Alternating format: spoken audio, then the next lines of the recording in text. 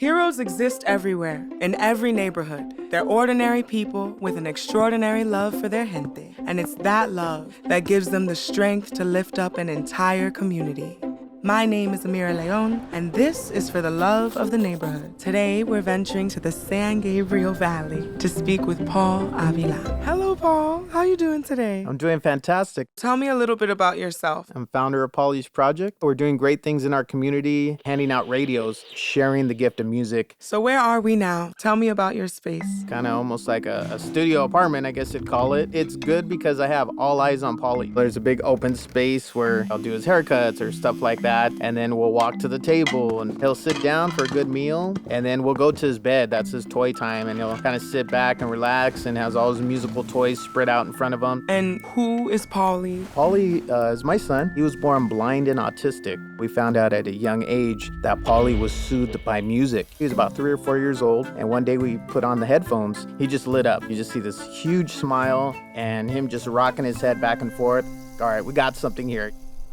Pauly didn't come with a manual. When he was younger, I just remember a doctor saying, hey, you're gonna have an uphill battle. Normally it's blind or autistic, but you have both, so get ready. Within those years, just being young parents, it took a toll on me and mom, and we ended up separating. That's when I started losing it, thinking I'm gonna be the single father, the rest of my life. And one night I went up to the canyons at a high speed rate and flipped my truck about 3 or 4 times.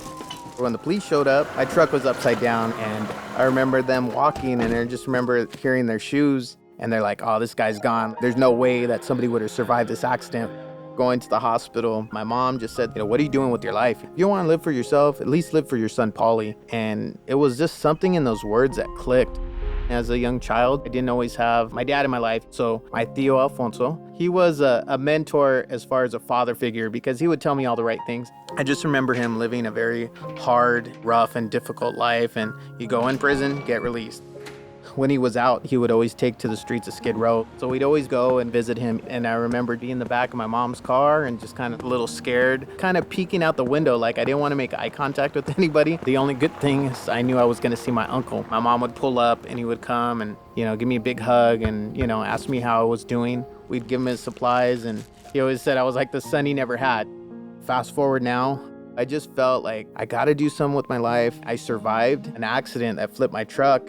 God has a plan for me. I got to make up for that. One day, I was walking in my car. I remember just looking over my shoulder, and this guy was just going to town. He was dancing. He had a big old smile, and I looked, and he had his headphones on, so obviously he was hearing some type of music. And I'm like, man, that is the same smile that Pauly has. I remember going home that night, and I was just tossing and turning. I was like, all right, God, I'm on to something. Like, how do I connect my passion of helping the homeless and Pauly's love, which is music? And I said, you know what? We're going to go down there, and we're going to hand out radios. Pauly would hand him a radio. They would be like, why isn't he looking at me? Or why isn't he talking? And I said, well, Pauly's blind and autistic.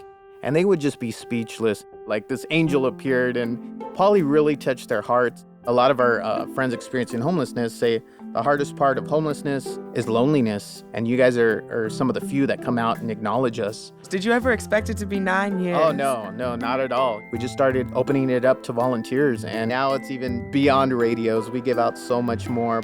We've been doing a big event out in Skid Row. I bring him to those, and he's always like the little celebrity. I have like a couple guys that stand on either side of him, like Secret Service men. He's the president, and there's a huge mural of Pauly. It's amazing. Every year, we're getting more people on board. I just want to be a voice for the voiceless. Pauly's project is a movement, and sky's the limit. I'm so grateful that we got to talk to you today. On behalf of State Farm and Me Too, thank you so much, Paul. Oh, thank you guys for letting us share our story.